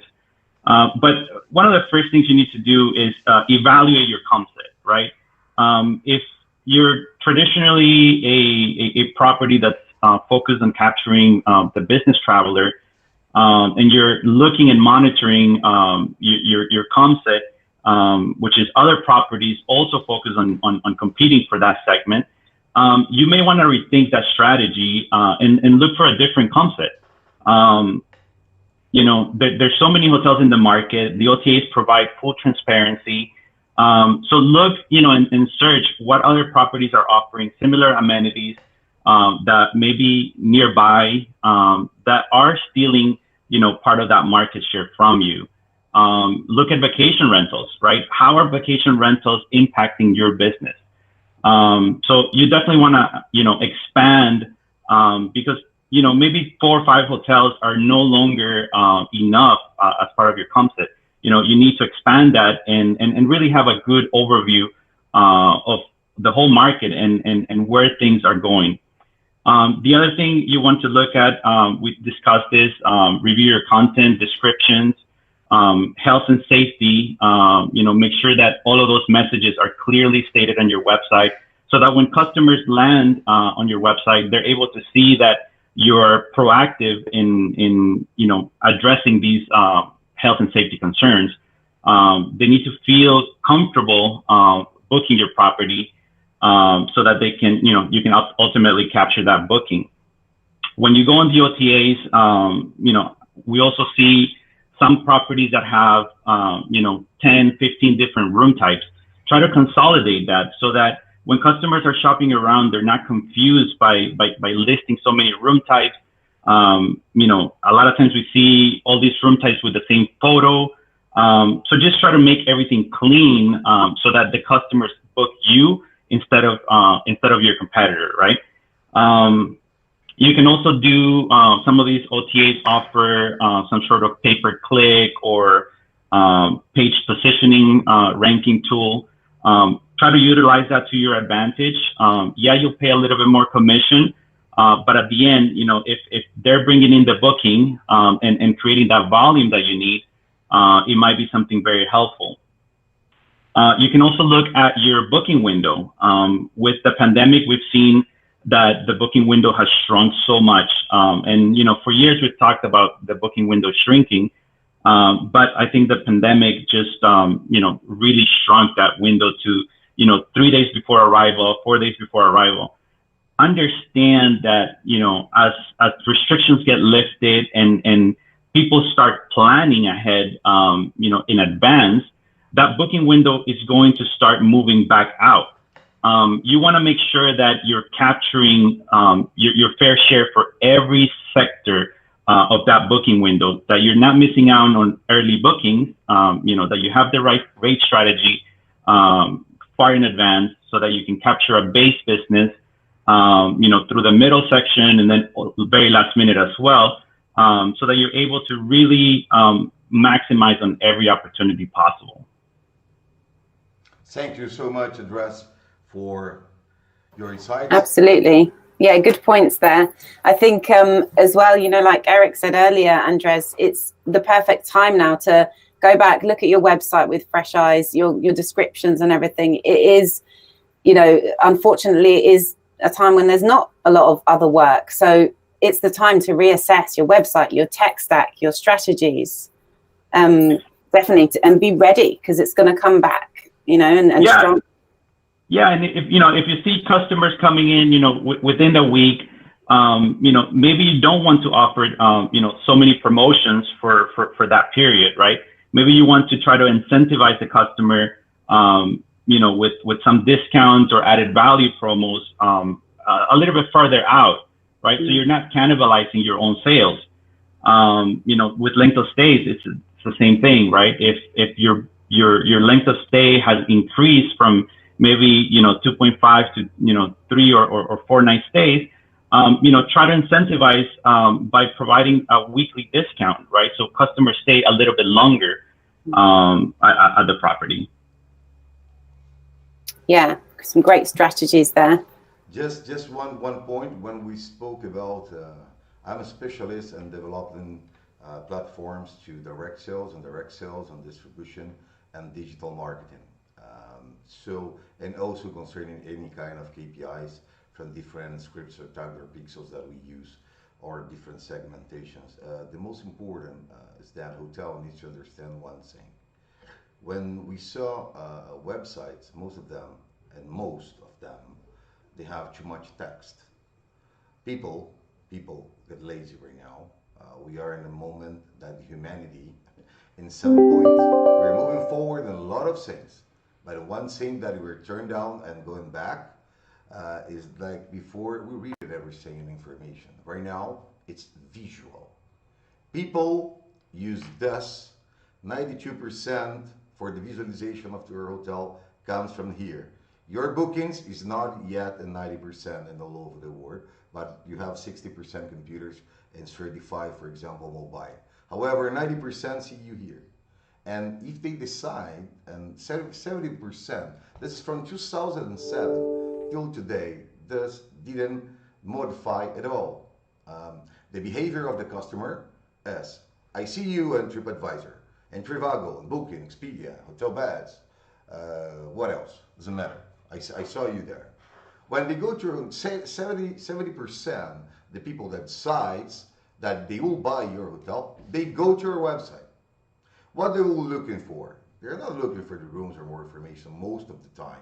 they go directly to see pricing. Is the most will be the pricing. However, when we go to the website, I need to read. I cannot find the reservation button, or if I have a reservation button, I go there. Maybe I don't have a booking engine. If I have a booking engine, I set a person to put the dates, and I make a very long, stressful reservation with 4 or 5 steps. This is the worst thing for a customer. So the most important thing, my website, use slides, set 3 slides with your promotions. A first slide concerning right now how what you're doing is safety. And you can put a button, read more about it. And up there button you said, reservations here. A book here, now, come on, come here. Second slide, show your rooms, show some package. After that, they have the white get to search. And under the white get, don't lose your time setting up a lot of writing sayings from a restaurant. No, that part of a website needs to have simple and easy. 3 offers, 3 packages for right now or for the future. If you have that, it's simple, you're gonna sell. If you try to make fancy stuff, writing too much, people will take the patient, and then they go out of your website and go directly into booking.com or any other in the market. That's all I need to say. Thank you. Sorry. The Well last question said. is for Zoe. Well said, Vinny. Every person that comes to your website is a hot lead. They should not be leaving without booking. Maybe you need a chatbot. Correct. Okay, so last question to Rudy. How to correlate your RM KPIs with Google metrics to boost sales? It's a good one. That's a good question. Thank you, Zoe. It's very complex. It's a very complex question. I will do my best. I will try.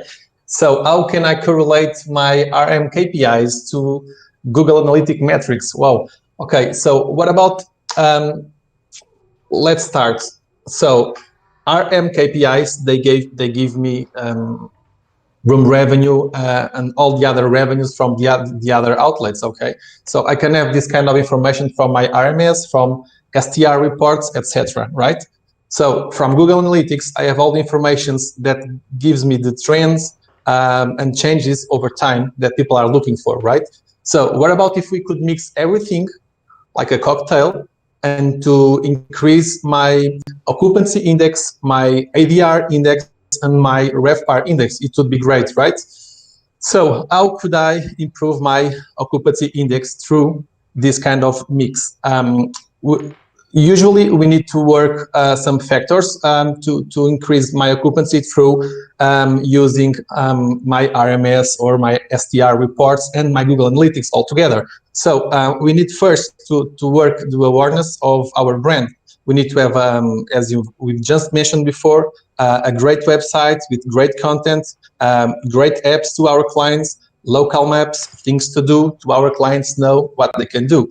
We need to have display ads, email marketing, etc. So this is about creating awareness to our brand together with Google Analytics, where we can understand the moves that people are looking for and the numbers that we have, by the other hand, from our Power BI tools.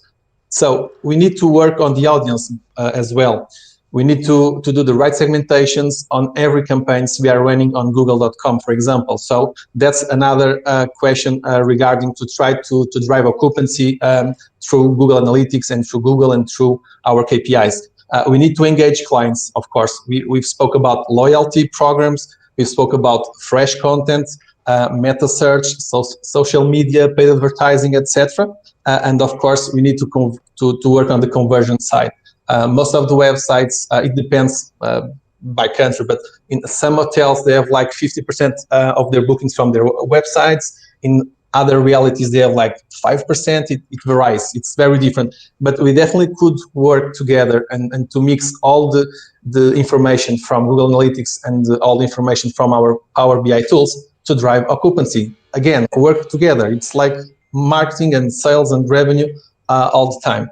And what about ADR? How can I improve my ADR index through this mix? So the clients, the way they understand the perception of value of the room they've just booked, it's through it's through the quality score in our website, right?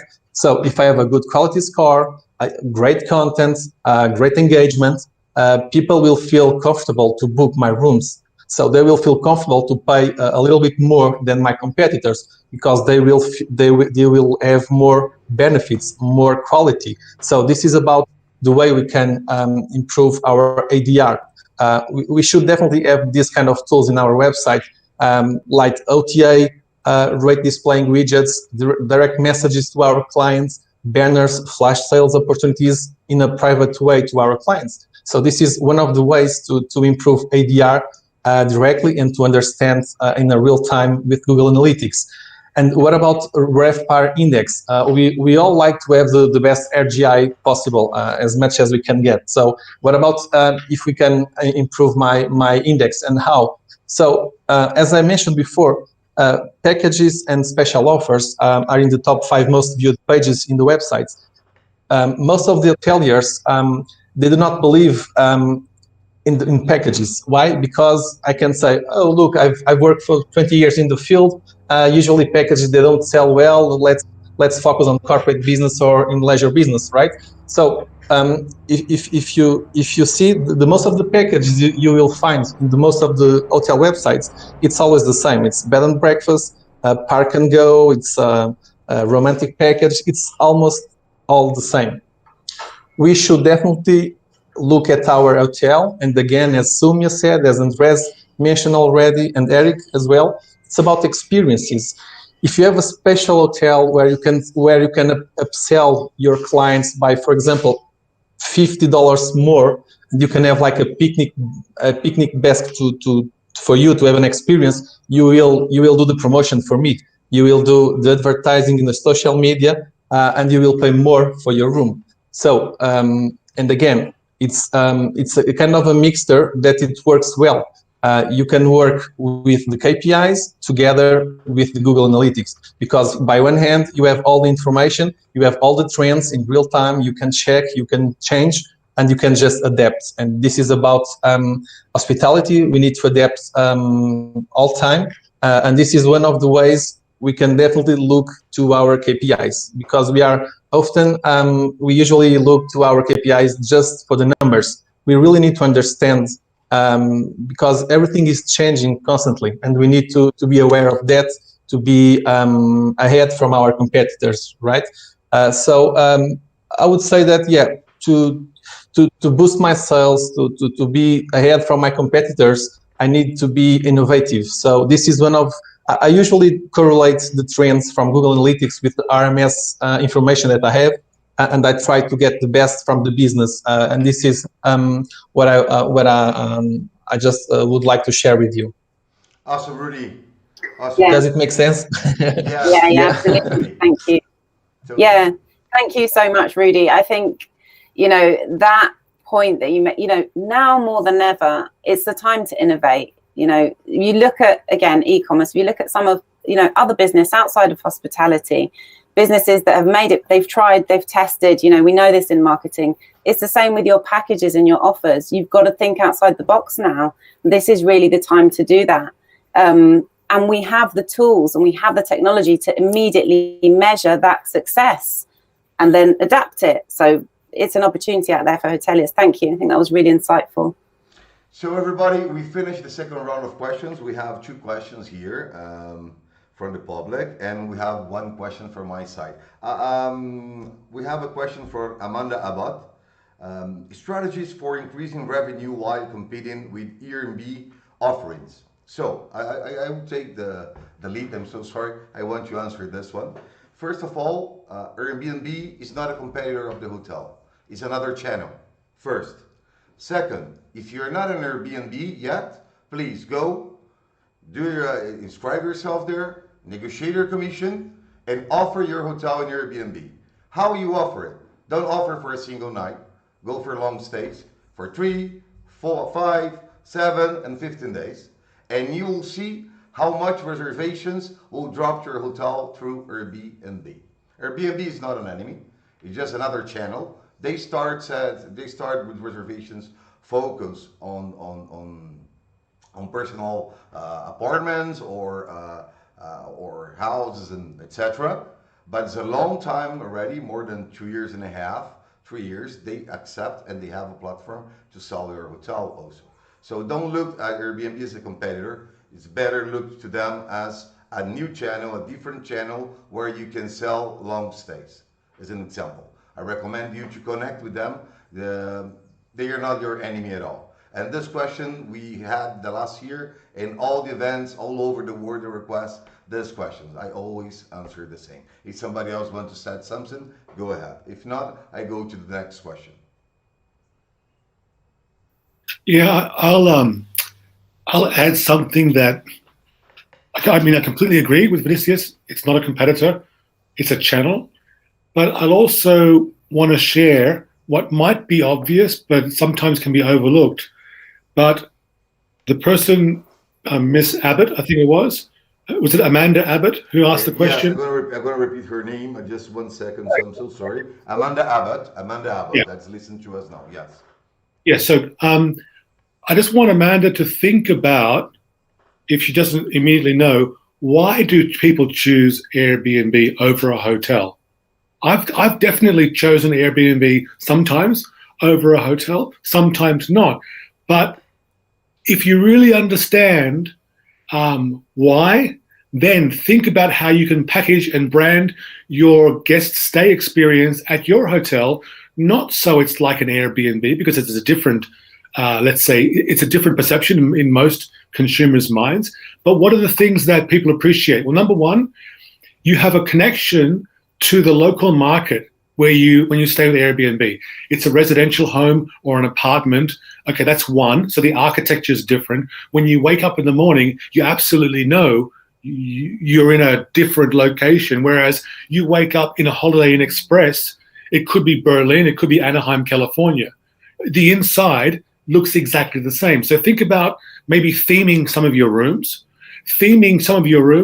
based on different neighborhoods, because Airbnb will be located in one particular street, in one particular building.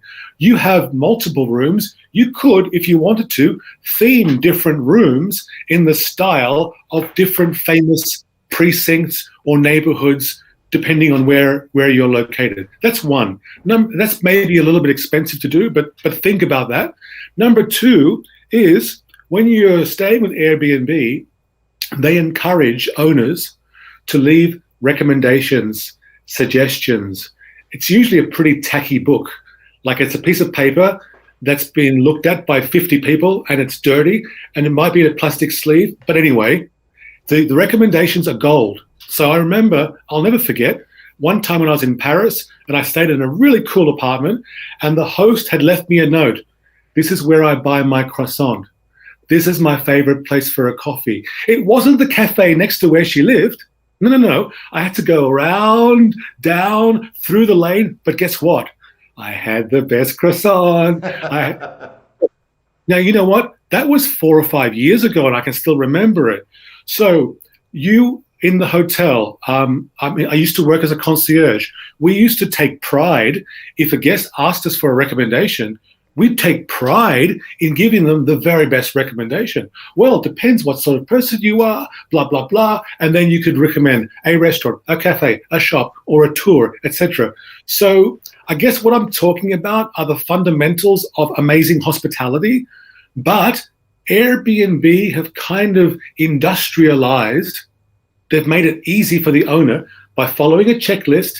Leave a Coke and a beer and a wine for them when they arrive, because they won't be expecting it and they'll love it, right? They give the owners all these tips to create this magic of hospitality, which unfortunately is lost in many hotel experiences. So these are a few things to think about, how you can step up your game, if you're not already there, in a way that Airbnb are trying to do.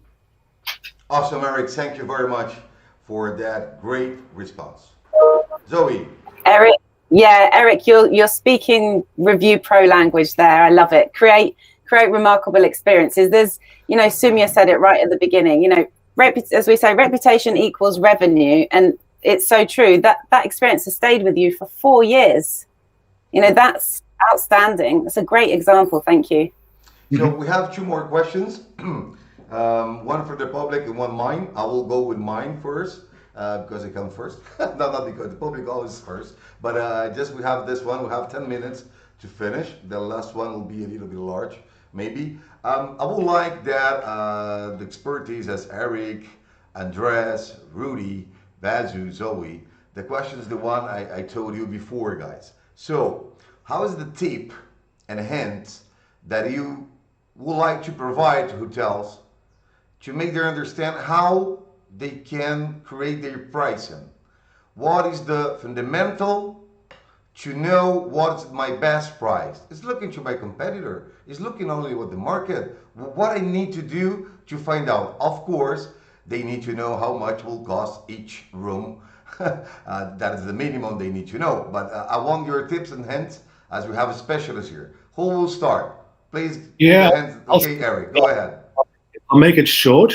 So go to Lybra.tech, Lybra.tech, click on the request for a demo, have a look at the system, but then actually implement it in your hotel for a free trial, because you'll have all of your competitor rate shopping data, all of your PMS business intelligence data, plus flight search demand data and many other features that I think we can talk about what systems look like, feel like, smell like, but unless you've actually experiencing it in your environment, it's different. So go to Lybra.tech. I will take the hook from Eric, because from Lybra you cannot book with the CRM directly, but with us you can. So if you want to book a presentation directly using the CRM of Lybra, go to traveltech.space, tech companies. Lybra is there, RM Academy, it's also there, Review Pro is there. We have a lot of companies where we have set their own CRM. So if you go there, you'll be able to book a one-to-one presentation based in your time zone, your geographical zone. So go ahead, go to traveltech.space, go there to the option Travel Tech Companies, and there you'll be able to book a presentation, maybe with Eric or somebody from the team of Lybra, the same with revenue, with RM Hub, the same for eRiverMax, and the same for Review Pro. Rudy, you want to say something? Go ahead, my friend. Yes, how can we create pricing? We can definitely not to call standard rooms to my rooms. I can change the name from the room types.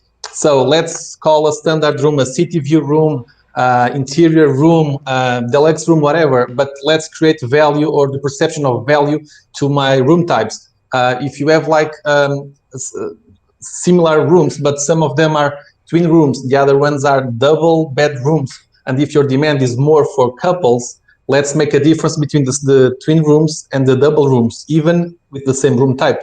You will create this idea of value. You will do like upselling. You will do more money. Let's put inside of the room like some packages, some offers to create like this idea of VIP rooms with espresso and a cookie or something like that. Let's create these added values. Let's create the idea and the perception of value to the client to make it pay more for the room. This is just some of the ideas I wanted to share with you. Because we really did this to some of our clients and it worked very well. Awesome, great, thank you very much, Rudy. Let's go to the last question. Yes, somebody else wants. Basu, please go ahead. Andres, if you want to say something, please, man, don't be shy. Please go ahead and say it. Just let us know. We want to listen to you. Go, Basu, please. Yeah, so I just want to answer your question, like how do you demand the cost of a pricing of a room. So just three factors any hotelier or any revenue manager need to know about it. Number one is the costing. What is the present costing of the hotel? One is what is the expense. There are a lot of expenses like the burden cost, burden expense, added expenses for the hotel. And what is your likely rate of ROI? So if you know your cost, if you know your expense, and if you know your ROI, return on investment, then of course that will help you to make your pricing. That's I'll keep it that short. Thank you very much, Basu, for your insights. Somebody else? If not, we go to the last question. Okay. Yes, Andres, please go ahead, man. Yeah, just jumping in real quick. I'll make it short. You definitely want to have you definitely want to have different pricing structures, right, to target different type of guests for different booking windows and different length of stay. So it's not just, coming up with one price. It's more like coming up with a strategy that work for different segments and different customers. That's all. Thank you very much. Thank you very much. So I will say is an hospitality group. Maybe if I wrongly pronunciate the hospitality, I'm so sorry. From US, it's a sheer hospitality group. They are requesting us from US. How do you the risk of recovery in the post-pandemic world for traditional hotels in view of the rise of companies like AutoCamp, Gateway, Turnkey, and others, and the US market? The question is a little bit, I gotta repeat it. So how do you see the risks of recovery in the post-pandemic world for traditional hotels in view of the rise of companies like AutoCamp, Gateway, Turnkey, and others, and the US market?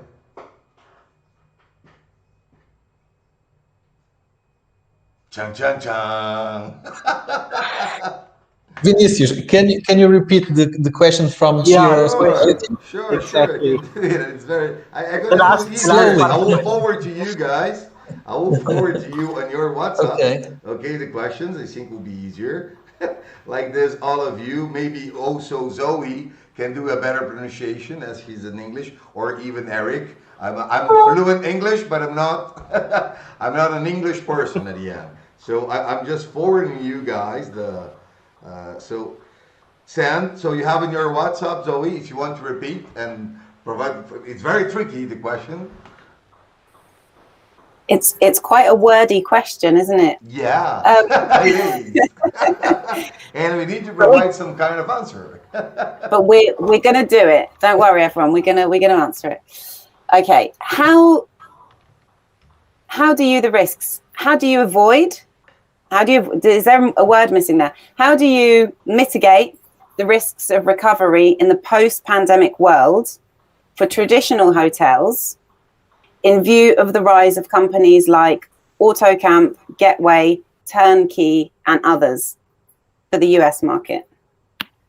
Okay, thank you. That was definitely helpful to see it written down. I think there's a spelling mistake or a typo. I don't think they mean Gateway. They've written Gateway. That's not a thing. Anyway, AutoCamp and FlipKey. FlipKey is vacation rentals. AutoCamp is also like the ability to book Yosemite National Park or camping sites or unique. And I think the question was, we are a regular hotel. How do we compete with these other things? And they've mentioned vacation rental or campsites. They're not your competitors. Other hotels are your competitors. Maybe some Airbnb inventory are your competitors. But whether I am traveling by myself or with my family or with my colleagues, I'm going to stay at a hotel for particular reasons, or I'm going to go to a vacation rental for other reasons, and I might go to a lively campground experience for other reasons altogether. It's very small. If we had a Venn diagram of the circles and how they overlap, the overlap of when a guest might consider, you know what, I'm not sure, will we book a hotel or will we book a camping ground?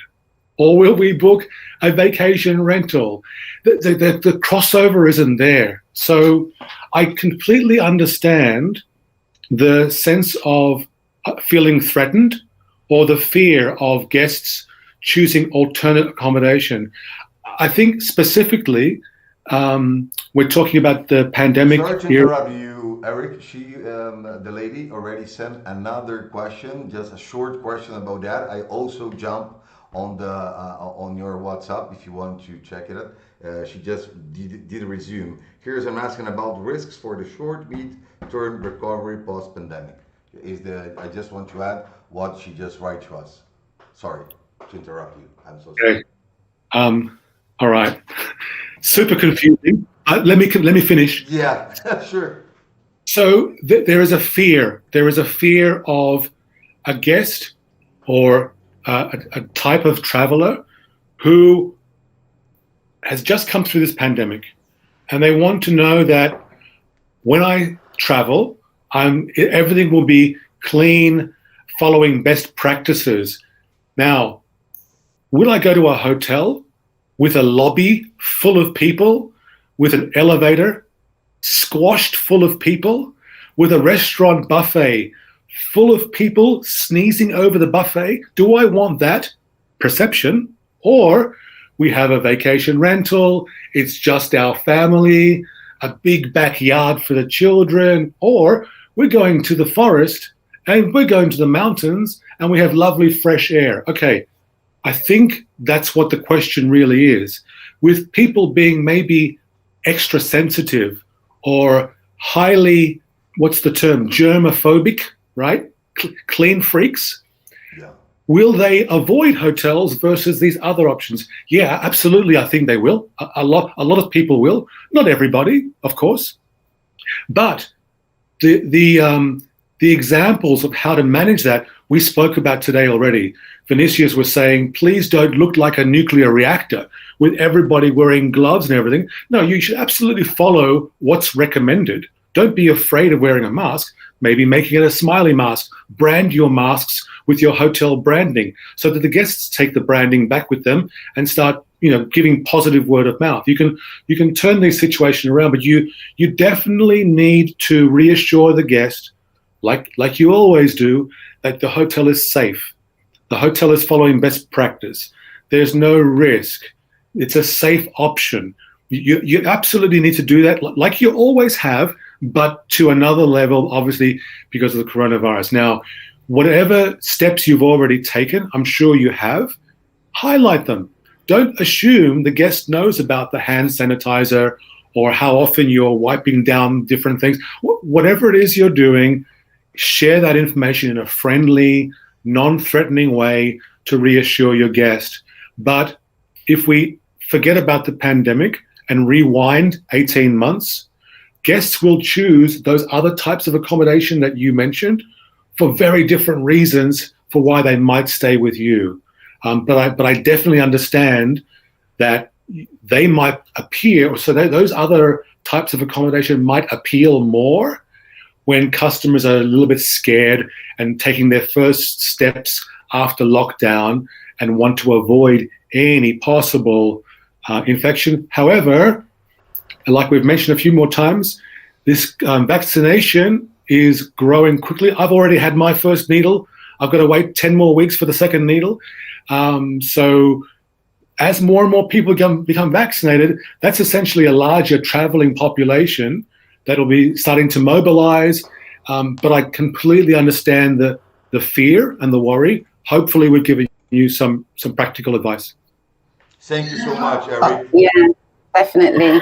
Eric, I think you touched upon, sorry, can I just say one more thing, Vinicius? Sure.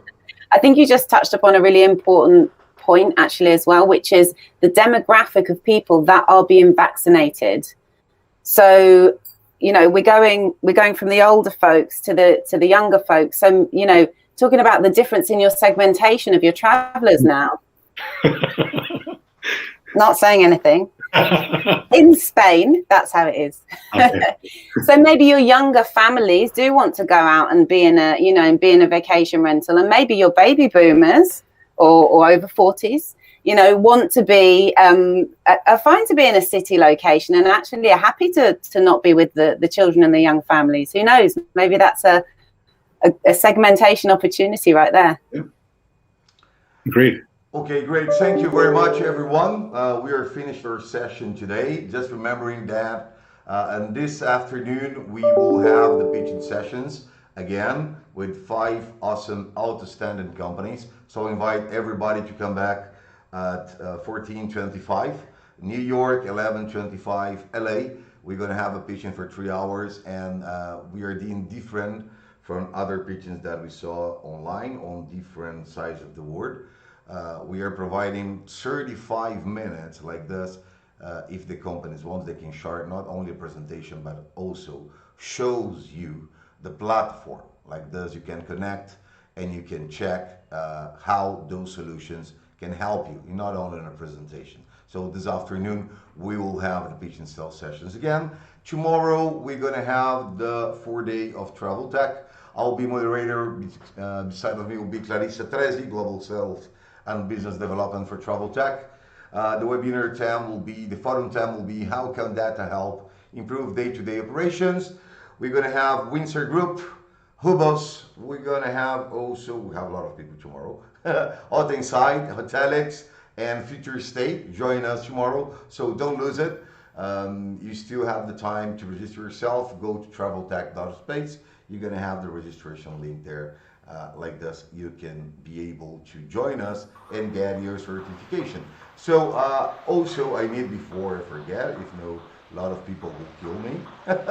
I would like to remind our sponsors for 2021 this year. I will much appreciate and say thank you a lot to Expedia Group, Review Pro, HS Latin, RM Hub, HiJFi, the Hotels Network, Libra Assistant RMS, Ask Suite, Book Assist, eRiverMax, IlPlanet, Book Online Now, and Amelia Travel.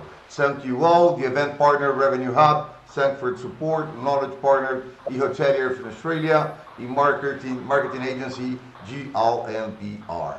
All of those people that join us today, if you go to the traveltech.space and you scroll down on the first screen, you will see all the LinkedIn contacts for each person that participated and joined this panel today. Also the link for their websites. And remember again, if you want to have one-to-one presentation with any of our sponsors, you just need to go to traveltech.space and click on the option tech companies. So thank you everybody, really thank you for everything. I will see if again in a half an hour I'm back. No, after this week the North American people will say we don't want to see Vinicius Festival next year. Don't worry, everybody gonna see me. Even have Brazil, Portugal, May, July we're gonna have APAC, September Latin and Spain and Spanish, and EMEA to the end of the year. Thank you so much, Zoe, Rudy, Eric, Andres, Vazus, thank you so much. So we're gonna give you 1 minute to say goodbye for everybody. So Zoe, you're gonna be the first one, please go ahead. Well, it's been an absolute pleasure. So many takeaways for hoteliers and hotel brands out there. I think this session has been truly, rich and insightful. And thank you everyone for joining in and just being such great participants. And thanks for having me. Thank you, Zoe. You're always welcome. Mr. Eric Munoz, please. Yeah, thank you very much for the opportunity. I always enjoy listening to hoteliers' questions from different parts of the world because the hotel business is consistent in many ways, but there are definitely regional differences. So hopefully the TripAdvisor Plus program is something you've written down and made a note of, because there are definitely benefits there if you are looking to attract US guests, so American hotels for sure. But yeah, look into it. I'm very happy to support the Travel Tech brand. Thank you, Vinicius. Thank you, Zoe. Welcome, Eric. Mr. Somaya Basu, General Director for North America for Euromass Rate Tiger. Please, my friend. Thanks, Vinny. Thanks, Zoe. Thanks, Andres, Eric, Rudy, and everyone who's in this platform today. Really appreciate it, and we had a very good discussion. And thanks for giving me the opportunity to be present out here. And yes, I look forward to many more like this in the future. Thank you so much. Welcome, Mr. Andres Moreno. Please, it's your time, man. Yes, thank you, Vinny. Thank you, Zoe. Thanks, Eric, Samai, Rudy. I think we had definitely great discussions. There is a light at the end of the tunnel.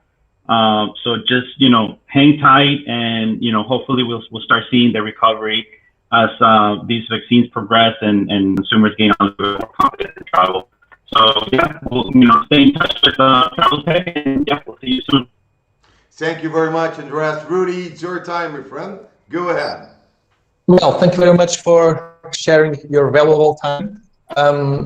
It's always a pleasure to share our knowledge with all of you. Hope to see you soon in a swimming pool without the mask. And this is just a tip because we were speaking about groups. I forgot to mention family and friends, they may be one of the small segments for groups to travel to your hotel. And thank you very much for your time. Thank you, Rudy. As one of my preferred rock bands, Queen, said, show must go on. So let's move forward. We have an entire week till Friday of Travel Tech. And this afternoon we have pitching. Tomorrow Travel Tech is featured again. Only Friday will be a session without pitching. But show must go on. So thank you everyone for the energy, for sharing this, and keep all of you have here for the public. Kisses. See you later. Thank you. Cheers. Thank you. Bye-bye. Thank you. Bye. Bye. Thanks. Bye-bye. Bye. Bye.